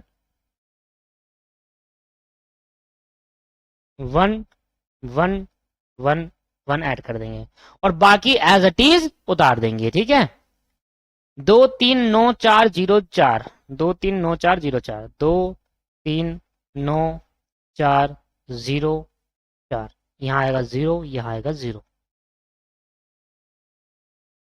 2 0 2 3 0 2 3 2 2 6, 0 2 3 2 2 और ये आएगा 6। इसके आगे 3 1 6 0 1 7, 3 1 6 0 1 7, 6 में क्या आएगा, 4 4 5 6 0 0, 4 4 5 6 0 0। न्यू पे कितना आएगा, 5 0 0 1 0 5, 5 0 0 1 9 5, 5 0 0 1 9 5। एक बार मैं चेक कर लूँ, ये 9 ही है ना, ये 9 ही है। आ जाइए sir, same procedure, line draw करते हैं। पहली रो में एक जीरो नहीं है, पहली रो में एक जीरो नहीं है, दूसरी रो में एक जीरो मिल गई, तो एक जीरो हॉरिजॉन्टल मिली तो वर्टिकल लाइन ड्रॉ करेंगे। ठीक है, ये 1 है और ये भी 1 है। तीसरी रो में एक भी जीरो नहीं है, चौथी रो में एक जीरो है, लाइन ड्रॉ करें, ये भी 1 है। पांचवी रो में 3 जीरो है, एक जीरो नहीं है, चौथी रो में, छठी रो में एक जीरो है, लाइन ड्रॉ करते हैं। सातवीं रो में 2 जीरो, इधर 2 जीरो है कॉलम वाइज, इधर एक जीरो है, तो हॉरिजॉन्टल लाइन ड्रॉ कर दो। इधर 2 जीरो हो गई, इधर एक जीरो है, तो अब हॉरिजॉन्टल लाइन ड्रॉ कर दो। दोबारा से कॉलम वाइज देखेंगे तो इधर आपके पास आ गई, इधर भी हॉरिजॉन्टल लाइन ड्रॉ कर दो।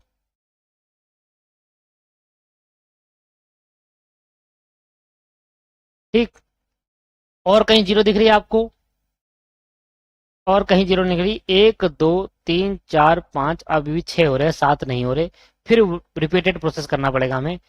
जो लाइन हमने ड्रॉ करी वो अनइक्वल आ रही है रो और कॉलम के। सो ये आ गया 6 और ये आ गया आपके पास 7, तो अनइक्वल है। It is not optical, it is not optimal solution, it is not optimal solution. एक और बार बनाओ इंप्रूव मैट्रिक्स, मतलब रिपीटेड प्रोसेस बोलो, इंप्रूव मैट्रिक्स बना लो।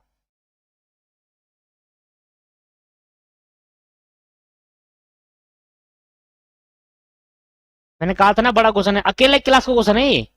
ठीक है, वो तो शुरुआत में हमने 10 15 मिनट उसमें वेस्ट करे, तो देखो पूरा टाइम इसी पे लगा है समझाने में। इंप्रूव मैट्रिक्स,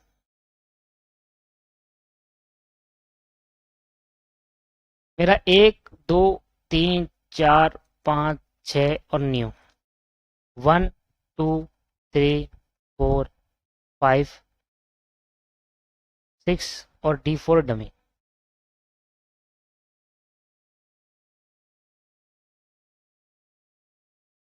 इधर देख लो जी, सबसे मिनिमम कौन सा है इधर, ए ए ए ए सबसे मिनिमम है 2, क्योंकि 1 तो मुझे कहीं नहीं दिख रहा है इस नॉन कट एलिमेंट में। तो मिनिमम क्या है जी, मिनिमम आपके पास 2 है नॉन कट एलिमेंट में। तो अब माइनस करेंगे 2 को, तो ये आएगा 0 2 2, क्या आ जाएगा 0 2 और 2, ठीक है 0 2 2 और यहाँ आ जाएगा 1, 6 पे आ जाएगा 6 पे 1 आ जाएगा, ठीक है सर। 1 2 माइनस करूंगा 1 7 2 2, 1 7 2 और 2,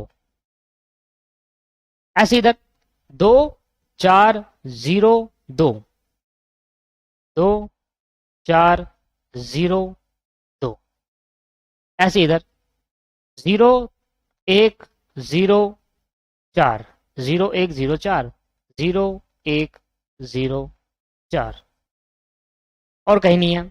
अब वहां देखेंगे चाहे इंटरसेक्शन पॉइंट है, 5 पे है 6 पे है और n पे है, तो 3 4 5 था ना, आप 2 जोड़ देंगे तो 5 6 7 हो जाएगा, है ना, ये जाएगा 5 6 7। ये तो था इंटरसेक्शन पॉइंट, एक ये रहा, ये है, तो ये आपके पास 9 है यहाँ पर, ये आपके पास 0 है और ये आपके पास 1 है, तो 1 में 2 जोड़ेंगे 3 2 और 11, 3 2 11, कहां पर है ये, 5वें पे, 5वें है 3 2 11, और कहीं इंटरसेक्शन पॉइंट है यहाँ पर छठे डमी पर, 1 1 1 है तो 2 2 जोड़ देंगे तो 3 3 3 हो जाएंगे, तो ये आएंगे 3 3 3। मैंने नॉन कट एलिमेंट में माइनस कर दिया और जहां इंटरसेक्शन पॉइंट है वहां मैंने ऐड कर दिया, अब जो बचा वो एज इट इज उतार देंगे, 0 2 0 0 0 2 0 0 3 0 0 2 3 0 0 2, डमी में कितना है 0 1 0 1 0 1 0 1, और ये प्रोसेस तब तक करते जाऊंगा जब तक क्या नहीं होगा दोस्तों, जब तक मेरा ऑप्टिमल सोल्यूशन ना आ जाए। इसके बाद ये क्या जाएगा 1 6, ये क्या था 1 6 0 1 1 6 0 1 1 6 0 1 6 0 7 है ये 0 6 5 4 0 6 5 4 0 0 1 5 0 0 1 और ये 5। अब फिर दोबारा हमें लाइन ड्रॉ करनी है और भगवान की दुआ है जो इस बार आ जाए भैया वो लाइन ड्रॉ। पहली रो पे कोई भी जीरो, एक जीरो नहीं है, पहली रो पे एक जीरो नहीं है, एक से ज्यादा है, तीसरी रो पे एक जीरो है, तो हम इसको ऐसे करके लाइन ड्रॉ करके यहां कट कर देंगे। उसके बाद चौथी लाइन पर आपके पास एक से ज्यादा जीरो है, पांचवी रो में एक से ज्यादा जीरो है, छठी रो पे एक जीरो है, फिर लाइन करते हैं, ठीक। उसके बाद यहां पर भी एक से ज्यादा जीरो, अब कॉलम में आ जाओ, कॉलम में एक से ज्यादा जीरो है, इधर एक जीरो है, ये हो गया, इधर एक से ज्यादा जीरो है, इधर एक से ज्यादा जीरो है, इधर एक जीरो है,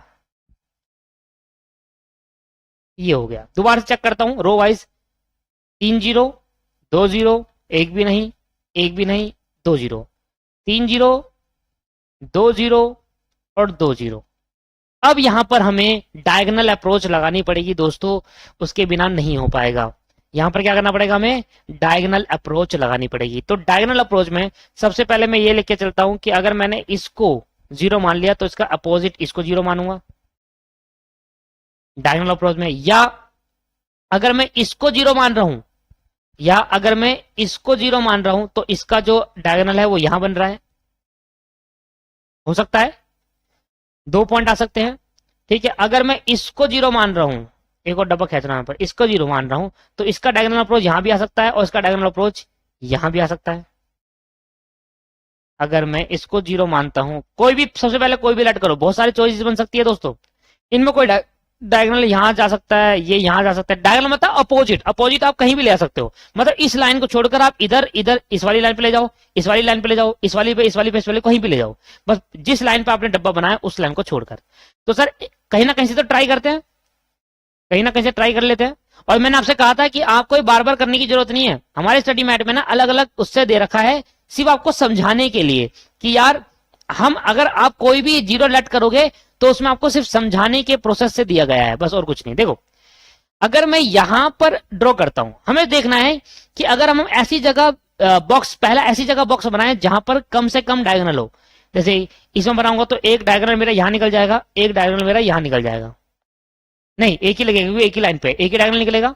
तो अगर मैं इधर बना देता हूं, इधर पहला बॉक्स डाल देता हूं, तो इस लाइन पे दूसरा बॉक्स नहीं डल सकता, इस लाइन पे दूसरा बॉक्स नहीं डल सकता, इस पे लड़ेगा तो दूसरा बॉक्स यहां डल जाएगा, ठीक। और एक बॉक्स यहां बच गया तो यहां डल जाएगा। मेरी बात को समझे, मैं ऐसा क्यों कर रहा हूं।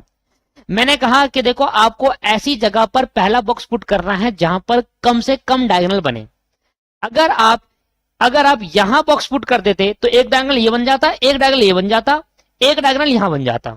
डायगोनल मतलब अपोजिट, इस लाइन को छोड़कर बाकी सभी लाइन में डायगोनल होता है वो, ठीक है। तो अगर यहां पर आप डाल देते तो 3 डायगोनल बन रहे थे, एक यहां बनता इस लाइन पर, चलो इस लाइन पर बनता तो इस पे नहीं करता मैं, और एक यहां बनता, तो ये भी कर सकते थे आप। अगर आप यहां ड्रॉ करते, यहां पर यहां ड्रॉ करते तो एक डायगोनल यहां बनता, एक डायगोनल यहां बन जाता, दो दो सभी बन रहे हैं, आप कहीं भी कर लो कोई फर्क नहीं पड़ता, दो दो सभी बन रहे हैं। तो 3 सोल्यूशन आते हैं यहां पर, 3 सोल्यूशन कि अगर आप यहां ड्रॉ करोगे तो एक यहां ड्रॉ करोगे और एक यहां ड्रॉ करोगे, इसके डायगोनल पे ड्रॉ करोगे, ठीक है। क्योंकि अगर आपने यहां ड्रॉ कर दिया, देखो बहुत सारे सोल्यूशन निकल सकते हैं। देखो मैं कह रहा हूं ना, हर एक सोल्यूशन से आंसर बिल्कुल एक्यूरेट आएगा, बिल्कुल सेम आएगा, अब लेके चल देना, कोई दिक्कत नहीं है। अगर आपने यहां पर ड्रॉ करा तो आप इसको एक दूसरा डब्बा यहां ड्रॉ कर सकते हो और यहां भी ड्रॉ कर सकते हो। अगर आपने दूसरा डब्बा यहां ड्रॉ करा है तो इस लाइन पे आप कोई डब्बा नहीं आएगा। अब जो ये वाली लाइन बची इस पे यहां लगा देंगे, क्योंकि इस लाइन पे भी नहीं आएगा, इसी पे आ सकता है जो आ सकता है। समझ में आ रहा है। तो अगर आपने यहां पर अगर ड्रॉ करा और उसके बाद यहां ड्रॉ कर दिया तो अब इस लाइन पे कोई डब्बा नहीं आएगा, ठीक। अब इस लाइन पे कोई डब्बा नहीं आएगा, दिखाता हूं मैं आपको एक बार दोबारा करके।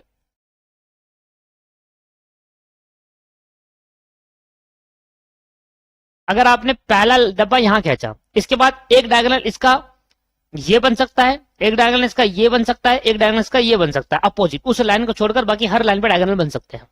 तो अगर आपने यहां ना करके यहां एक दूसरा डायगोनल यहां बना लिया तो अब इस लाइन पर और इस लाइन पे नहीं आ सकता, ठीक डब्बा, क्योंकि एक से ज्यादा लाइन पे डब्बे नहीं हो सकते। इस लाइन पे नहीं आ सकता, अब इस लाइन पे बचा क्या, बचा अब ये वाली लाइन, इस पे भी नहीं आ सकता, ठीक है। तो यहां पर एक हो जाएगा, इधर यहां पर आएगा नहीं, यहां पर नहीं आएगा, यहां पर नहीं आएगा, तो इसमें दो ही बन पाया है। तो हमें कम से कम 1 2 3 4 5 6 3 लाइन डालनी है भैया। इधर नहीं डालेंगे डब्बे, कोशिश करेंगे ना कि डब्बा ऐसी जगह जाके कि हमारी बार बार हमें इंप्रूव मैट्रिक्स ना बनानी पड़ी। तो अब देखो मैं यहां पर, यहां मैं बॉक्स लगा रहा हूं, ये बेस्ट तरीका था। आप दूसरा बॉक्स यहां लगा लो, तो इस लाइन पे नहीं आ सकता अब कोई बॉक्स, इस लाइन पे नहीं आ सकता कोई बॉक्स, अब इस लाइन पे तो एक बॉक्स आ सकता है, इस पे नहीं आ सकता, इस पे नहीं आ सकता, तो इस पे तो आ सकता है। 3 बॉक्स बन गए। तो कितने बन गए, 1 2 3 4 5 6 और 7, 7 हो गए भैया, इंप्रूव मैट्रिक्स बन गई मेरी, ठीक है ना। अब आप इसको कैसे भी ड्रॉ कर लो, आप ऐसे चाहो ऐसे कर लो, ठीक है, ऐसे चाहो ऐसे कर लो, ऐसे चाहो ऐसे कर लो, आंसर सेम ही है, ठीक है। तो मैं ऐसे कर लेते, 1 2, हॉरिजॉन्टल खींच लो, वर्टिकल लो, बात एक ही है, ठीक है जी। बन गए, देखो आप देख लीजिए सर। मैं दोबारा इसको हटाता हूँ, दोबारा लाइन खींचता हूँ, 1 आपके पास, 2 आपके पास, 3,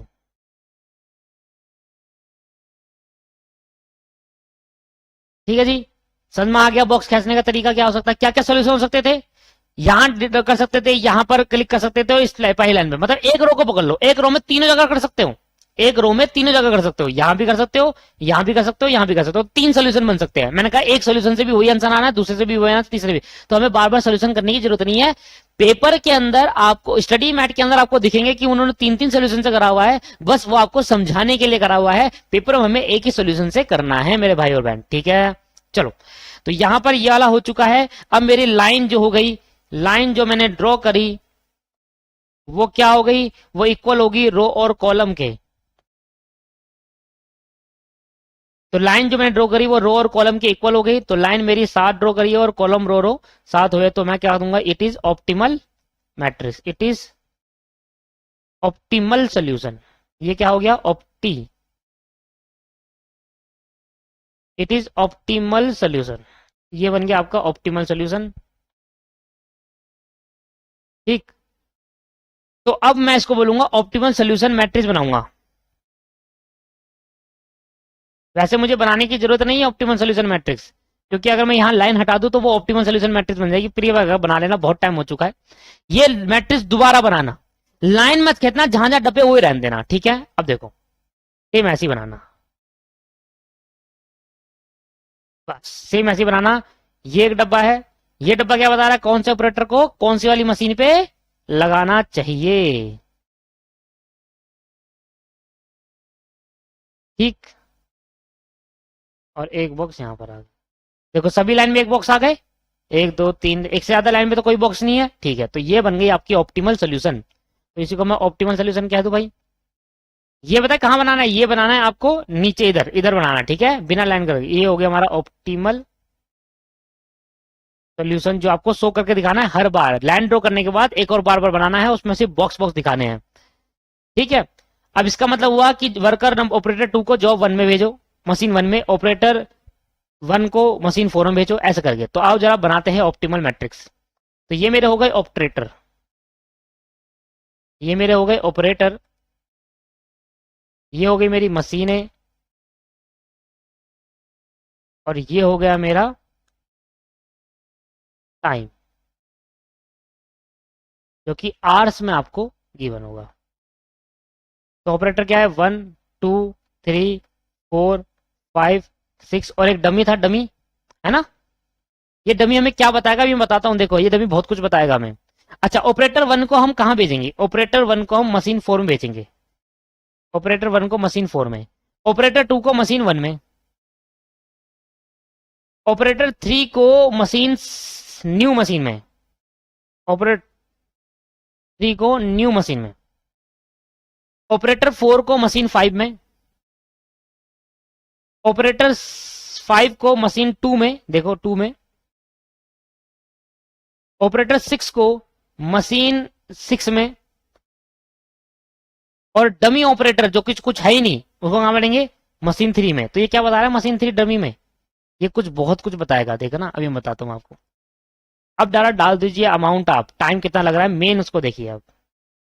ठीक, सबसे पहले ऑपरेटर 1 मशीन 4 में गया है, ऑपरेटर 1 मशीन 4 में गया तो ये इसका है, 1 घंटा लेता है। ऑपरेटर 2 मशीन 1 में गया है, ऑपरेटर 2 मशीन 1 में तो 4 घंटे। ऑपरेटर 3 न्यू मशीन में गया है, ऑपरेटर 3 न्यू मशीन में 1 घंटा। ऑपरेटर 4 मशीन 5 में, ऑपरेटर 4 मशीन 5 में, ये रहा 3 आवर। ऑपरेटर 5 मशीन 2 में, ऑपरेटर 5 मशीन 2 में 3 घंटे। ऑपरेटर 6 मशीन 6 में, ऑपरेटर 6 मशीन 6 में 1 घंटा, ठीक है, 1 घंटा। और डमी मशीन 3 में, डमी तो डमी का मतलब कोई ऑपरेटर है नहीं, और कोई ऑपरेटर मशीन 3 में काम नहीं करेगा ऐसा बता रहा है हमें, क्योंकि भैया डमी तो कोई ऑपरेटर, डमी का मतलब क्या है, ऑपरेटर में हमने एक और ऑपरेटर बना लिया था जो कि डमी ऑपरेटर था, जो कि कुछ है नहीं, फिर बैलेंसिंग करने के लिए था। तो इसका मतलब यह है कि कोई भी ऑपरेटर मशीन 3 में काम नहीं करेगा, क्योंकि डमी नहीं है। डमी का मतलब कोई भी ऑपरेटर, कोई भी ऑपरेटर नहीं है। तो कोई भी ऑपरेटर, कोई भी ऑपरेटर, इसका मतलब क्या है, कोई भी ऑपरेटर, डमी कहां पर आया, मशीन 3 में, तो कोई भी ऑपरेटर मशीन 3 में काम नहीं करेगा। और जब मशीन 3 में काम नहीं करेगा तो हमारी जो टाइम होगा वो क्या आएगा, 0 घंटे। तो हमारा टोटल टाइम वो कितना आया जी, समझ में आया। डमी का मतलब क्या है, डमी का मतलब कोई ऑपरेटर, ऑपरेटर ही 6 है। अब 6 ऑपरेटर को मैंने 6 मशीन में लगा तो दिया, तो अब मशीन 3 में कोई बचा ही नहीं, ऑपरेटर डमी है, तो इसका मतलब मशीन 3 में कोई भी ऑपरेटर काम नहीं करेगा। लो जी लो, अब इसको जरा जोड़ देना, 1 + 4 + 1 + 3 + 3 + 1, यह आपके पास आ गया 13। 13। तो तो अगर आप कोई और सोल्यूशन चाहते हो 13 आवर लगेंगे टोटल। अगर आप कोई और सोल्यूशन चाहते हो, इसको आप यहां ना करके यहां कर सकते हो पहला बॉक्स, अगर वो तब भी आंसर 13 आएगा। कोई भी इन तीनों में पहला बॉक्स जो भी लगाओगे उन सभी में आंसर सेम आएगा। आप करके देख लीजिए, कभी गलत नहीं आ सकता। तो 13 आपका ये आंसर हो गया। इसका मतलब 13 आपके पास क्या होगा, लीस्ट टाइम लगेगा, सबसे कम टाइम लगेगा 13।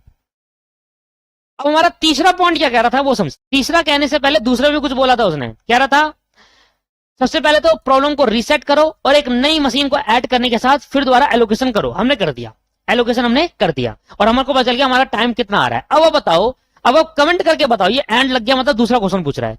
एक तीसरे में ही दूसरा क्वेश्चन पूछ रहा है, मतलब दूसरे पॉइंट में ही दो क्वेश्चन है, दूसरे वाले पॉइंट में दो क्वेश्चन है आपके पास। पहले तो आपको कह रहा है असाइनमेंट करके सिखाओ नई मशीन के साथ, ठीक है हमने कर दिया। एंड कमेंट करो whether it is advantage to replace the old machine to achieve the reduction in the operation time only. क्या हमें ओल्ड मशीन को रिड्यूस करना चाहिए? तो हम कमेंट करेंगे यहां पर बिल्कुल करना चाहिए। क्यों? क्योंकि अगर मैं नई मशीन लेकर आता हूं तो मेरा मिनिमम टाइम लगता है 13 घंटे, और अगर मैं पुरानी मशीन से ही काम करूं तो पुरानी मशीन से काम करूंगा तो जो मेरा टाइम लगेगा वो लगेगा 17 घंटे। ये एक ही तो क्वेश्चन है, वो टाइम कितना लगेगा 17 घंटे। ये पुरानी मशीन से करा था तो 17 घंटे लग रहे थे, और नई मशीन को ऐड करके करा तो 13 घंटे लग रहे हैं। नई मशीन को ऐड करके करा तो 13 घंटे लग रहे हैं। तो कमेंट करेंगे ये बहुत एडवांटेज होगा कि अगर आप पुरानी मशीन को रिप्लेस करके नई मशीन को बनाओगे तो इससे हमारे 4 घंटे बच सकते हैं, ठीक है। तो फ्रॉम अबव, लेकिन आप from above it can be said that, from above it can be, comment करने के नंबर है 7 नंबर में से अगर कमेंट नहीं करा तो एक नंबर ऐसे ही काट देंगे, वो आपको कमेंट करना है सिर्फ आपको। From above it can be said that replacement of old machine with the new one will result in a reduction in total time, total operating time लिख लो, काम करने का समय। ऑपरेटिंग टाइम में क्या हो रहा है, रिडक्शन हो रहा है। अगर मैं पुरानी मशीन को रिप्लेस करके नई मशीन लगा दूं तो मेरे टोटल रिडक्शन हो रहा है टोटल ऑपरेटिंग टाइम के अंदर बाय कितने से, 17 आवर था ओल्ड मशीन से और 13 आ रहा है न्यू मशीन लगाने के, तो 4 घंटे बच रहे हैं मेरे। कितने घंटे मेरे बच रहे हैं? तो हमें क्या करना चाहिए, डिसीजन क्या लेना चाहिए कि नई मशीन को चेंज करे, नई मशीन को लाए और पुरानी मशीन को रिप्लेस कर दे इसकी जगह पर। बिल्कुल, तो हमने कहा सो रिप्लेसमेंट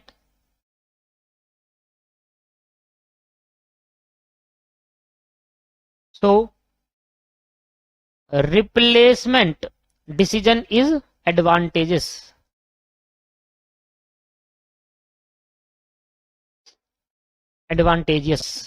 तो replacement decision is advantage. Replacement करने का जो डिसीजन होगा वो बिल्कुल ठीक होगा। अब प्रॉब्लम यार आ जाती है कि मैं कौन सी मशीन को रिप्लेस करूं। आप बताओ सर, आपको पता चल गया होगा। सर यस, पता चल गया है हमें। डमी मशीन में, डमी में जो भी मशीन आएगी, डमी वाले कॉल ऑपरेटर में जो भी मशीन आएगी उस मशीन को हटाकर नई मशीन लाओ, क्योंकि यही मशीन में सबसे ज्यादा कॉस्ट आ रही है। तो डमी मशीन का मतलब क्या है, डमी ऑपरेटर का मतलब यहाँ पर मशीन 3 में कोई भी ऑपरेटर काम नहीं करेगा। अगर नई मशीन आती है तो मशीन 3 में कोई ऑपरेटर काम नहीं कर रहा, इसका मतलब मशीन 3 को हटाकर नई मशीन ले आओ। इस मशीन 3 में जब कोई ऑपरेटर काम ही नहीं कर रहा तो उसको रख के क्या फायदा, उसको हटा दो और नई मशीन लेकर आ जाओ। तो समझ में आया कि कौन सी मशीन रिप्लेस करेंगे, जो मशीन डमी में आएगी, ठीक है, न्यू मशीन के साथ। तो यहां पर हमारा सी पार्ट जो हो गया वो यहां पर हो जाएगा। ये आपसे पूछ रहा था how will reallocate the machine after replacement, मतलब सी पॉइंट के हिसाब से मैं देखूं। देखो अब यहां पर ना मशीन रिप्लेसमेंट का चेंजमेंट हो जाएगा सर। अगर आप यहां पर तीनों मेथड से करोगे तभी पॉसिबल है, तीनों मेथड से करना ही पड़ेगा दोस्तों। मैं अभी करके दिखाता हूं आपको, एक मिनट को। पहले लिखो as per the above solution, as per above first solution, as per above first solution as per the above first solution. First solution का मतलब अभी मैं 2 सॉल्यूशन और बनाऊंगा क्योंकि वो रिप्लेसमेंट की बात करिए ना, तो दूसरे सॉल्यूशन में आंसर तो सेम आएगा, ये वाला आंसर तो सेम आएगा, पर रिप्लेसमेंट दूसरी मशीन हो सकती है। दिखाता हूं मैं अभी आपको। As per the first solution the machine 3 should be replaced replaced by new machine, machine 3 should be replace by new machine, machine 3 को रिप्लेस कर देंगे नई मशीन के साथ। ये तो हो गया हमारा जो कौन सी मशीन को हम रिप्लेस करेंगे, ठीक है जी। अच्छा, अब दिक्कत यह है कि हमारा जो ये है इसके अंदर हम चेंज कर सकते थे, ये 3 चेंज करा था ना हमने, कौन सा वाला था, हाँ यही था, इसको हटाओ।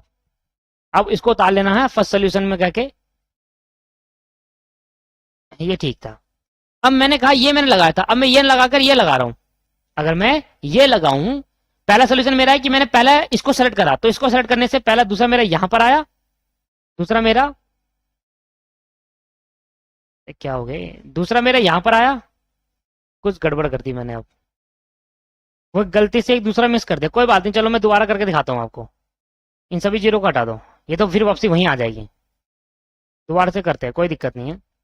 देखो पहली रो में एक भी जीरो नहीं, 2 जीरो यहाँ पर 1 जीरो है, तो एक ही आ जाएगा, इससे ये वाली लाइन खत्म हो जाएगी, ठीक।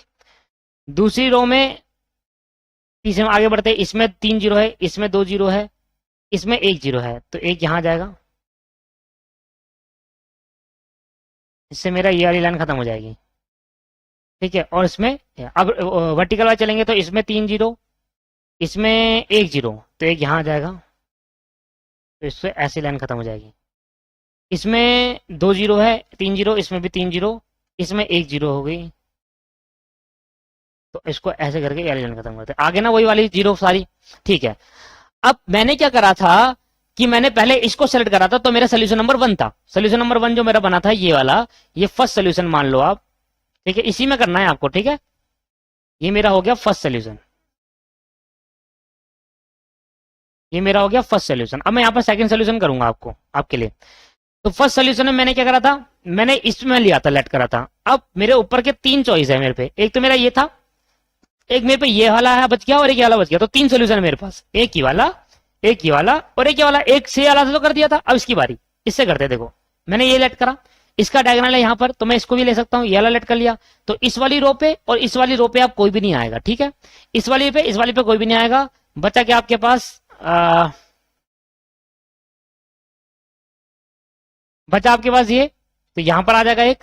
देखो ये वाली रो एक तो ये हो गई, मैंने एक वाली रो ले ली, एक मैंने ये वाली रो ले ली, 2। अब बची ये वाली रो, तो इसमें ये मैं यहाँ नहीं लगा सकता, इस वाले जीरो पे नहीं लगा सकती क्योंकि ऑलरेडी है, इस वाले पे जीरो नहीं लगा सकता क्योंकि ऑलरेडी है, तो इसी पे लगाऊंगा यहाँ, तो ठीक है। ये तो क्लियर हो गया। दोबारा देखो आप, फिर दोबारा देखो आप, जब तक ये नहीं समझोगे मैं बार बार बताता रहूंगा। अगर आप ये मानो ये लगा लो, ठीक है, ये करो, तो आपके पास 2 चांस है कि एक इसको बना सकते हो अगला जीरो, और या फिर एक इसको बना सकते हो। तो अगर आपने इसको अगला जीरो बनाया, तो अब इस वाली रो में इस पे इस पे इस पे इस पे जीरो नहीं आ सकते क्योंकि इन पे ऑलरेडी बन चुका। अब ये बचा, तो यहां पर या तो यहां लगाओगे या यहां लगाओ। बताओ मैं यहां लगा सकता हूं क्या, नहीं, क्यों, क्योंकि ये ऑलरेडी है इसमें एक। यहां लगा सकता हूं क्या, नहीं, क्योंकि ऑलरेडी है। यहां लगा सकता हूं, नहीं, ऑलरेडी है। इस वाले पे है नहीं, इस वाले पे लगा सकता हूं, नहीं, क्योंकि ऑलरेडी है। एक बचा ये, इसी पे लगाओगे। आया समझ में, तो बन गई आपके पास 1 2 3 4 5 6 7, 7 लाइन बन गई। तो अब ये हमारा दूसरा सोल्यूशन हो गया। अब इस दूसरे सोल्यूशन के पॉइंट ऑफ व्यू से हमें वो करना है, ठीक। तो 1 2 3 4 5 6 7, 7 बन गए, ये हमारा दूसरा सोल्यूशन हो गया। अच्छा पहले इसको कर लूं, तो मैंने कहा आओ दूसरा सोल्यूशन, सोल्यूशन नंबर 2 देखते हैं।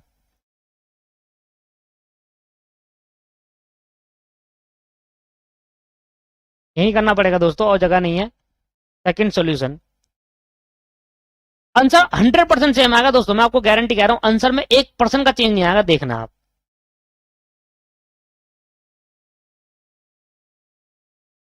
ये मेरी मशीन हो गई और ये मेरा टाइम हो गया, ठीक है। पहले देखो मशीन, मशीन ऑपरेटर 1 मशीन 3 में काम करेगा, ऑपरेटर 1 मशीन 3 में काम करेगा, ऑपरेटर 2 मशीन 4 पे काम करेगा, ऑपरेटर 2 मशीन 4 पे काम करेगा, ऑपरेटर 3 मशीन न्यू मशीन पे काम करेगा, ऑपरेटर 3 न्यू मशीन पे काम करेगा, ऑपरेटर 4 मशीन 5 पे काम करेगा, ऑपरेटर 4 मशीन 5 पे काम करेगा,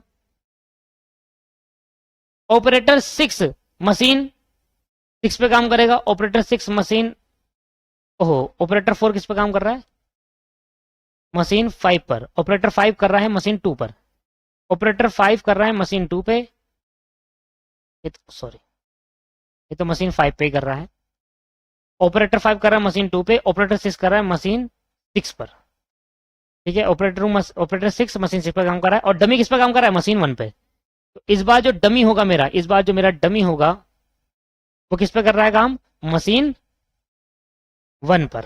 तो इस बार मैं रिप्लेसमेंट किस पे करूंगा, मशीन 1 पर। आंसर देखना, अब आंसर पे समझ आएगा भाई। यहाँ पर रिप्लेसमेंट चेंज हो गया कि डमी वाले पे इस बार जब हमने वो सोल्यूशन चेंज करा, अब आपको ना, अगर क्वेश्चन के अंदर सुन लो, अगर क्वेश्चन के अंदर आपको ये बोला जा रहा है कि कौन सी मशीन चेंज करें, तो आपको ये तीनों सोल्यूशन पेपर के अंदर दिखाने पड़ेंगे।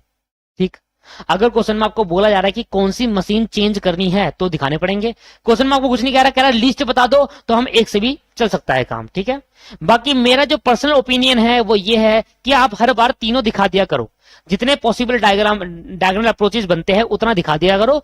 आपका ये भी कटने के चांस नहीं रहेंगे ना, हमने हर चीज दिखा के पहले दिखा के चल गए कि भाई अब डिडक्ट ना हो, बस ये है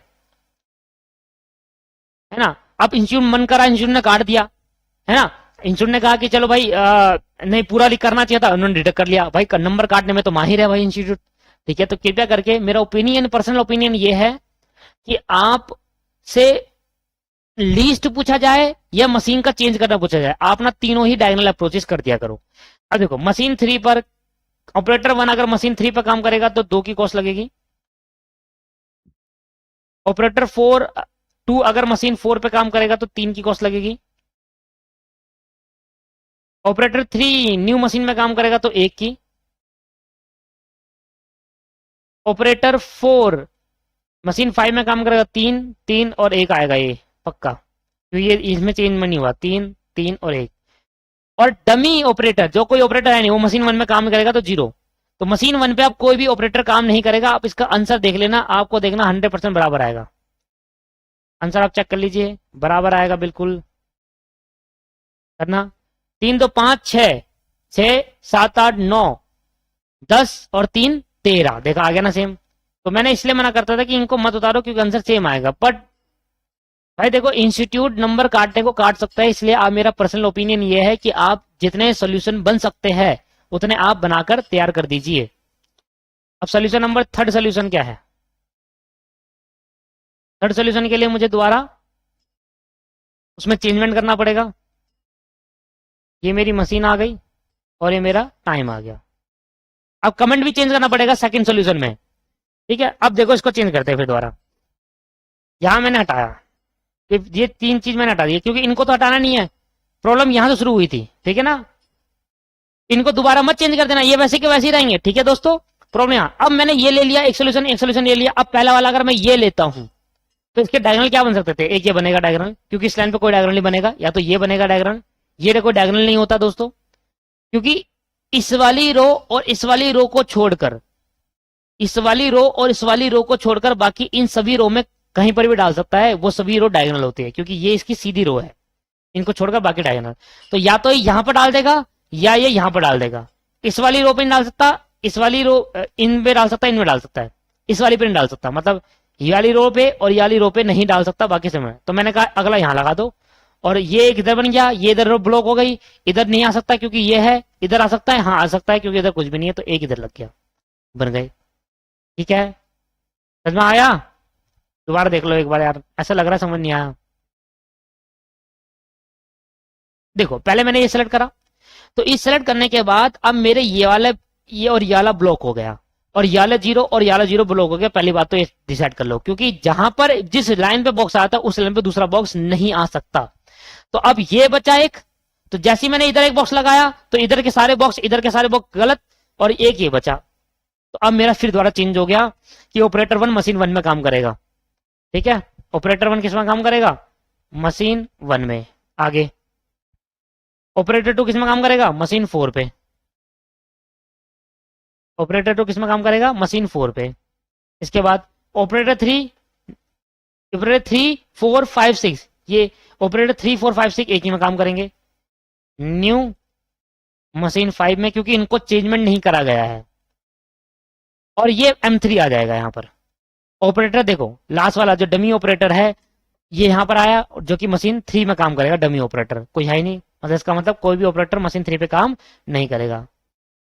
तो चेंज करना है, ये तो बिल्कुल सेम है, इधर तो 3 ही आ जाएगा, यहाँ बस इतना, ये भी सेम है, देखो ये सेम ही है, ये देखो ये सब सेम है, तो सेम लिख दूं टाइम, 3 3 1, ये 0 आ जाएगा। अगर ऑपरेटर 1 मशीन 1 पे काम करता है तो 2 घंटे लगाता है। तो अब बता दो टोटल टाइम क्या होगा। सेम आएगा, आएगा 13 घंटे, चेक कर लो, 3 3 9 और 10 11 12 13 आ गया ना 13 आवर। बट ओपिनियन चेंज हो गई। अब अगर मैं सोल्यूशन नंबर 3 की बात करूं तो सोल्यूशन नंबर 3 में मशीन 1 को रिप्लेस करेंगे सोल्यूशन नंबर 2 के अंदर, और सोल्यूशन नंबर 3 के अंदर मशीन 3 को, मतलब सोल्यूशन नंबर 3 और सोल्यूशन नंबर फर्स्ट क्या है, सेम है, क्योंकि उसके अंदर क्या है, इधर भी मशीन 3 को डमी में आ रहा है, इधर भी मशीन 3 में डमी में आ रहा है, और सोल्यूशन नंबर 2 के अंदर मशीन 1 डमी में आ रही है। तो मतलब अगर मैं ओपिनियन दूं तो as per above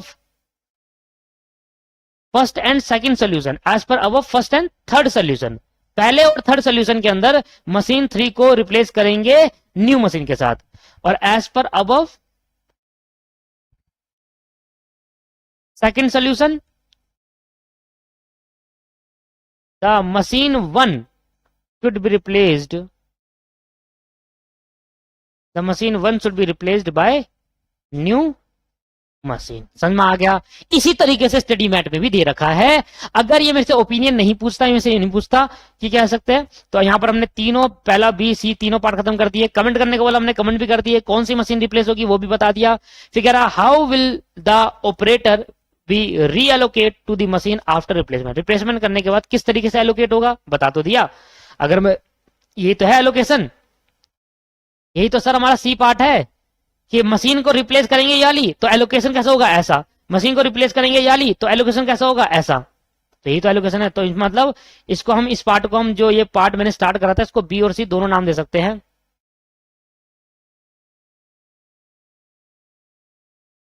B and सी दोनों नाम दे सकते हैं इसको, क्योंकि ये पार्ट हमारा दोनों में कवर करता है। एलोकेशन बताना था रिप्लेसमेंट करने के बाद थर्ड पार्ट में हमने बता दिया रिप्लेसमेंट कौन सी मशीन होगी, उसके बाद एलोकेशन कैसा होगा, ऐसा होगा। तो ये था एक्चुअल क्वेश्चन, सबसे बड़ा क्वेश्चन इसका, जिसमें अनबैलेंस प्रॉब्लम का कॉन्सेप्ट भी हमने सीखा। अब असाइनमेंट प्रॉब्लम में कोई भी क्वेश्चन, कोई भी कॉन्सेप्ट नहीं बचा, सारे कॉन्सेप्ट करा चुका हूं, सब कुछ हो चुका है। या आप होमवर्क में करके लाएंगे, अगली क्लास में ये वाला करूंगा और अगली क्लास में असाइनमेंट प्रॉब्लम खत्म।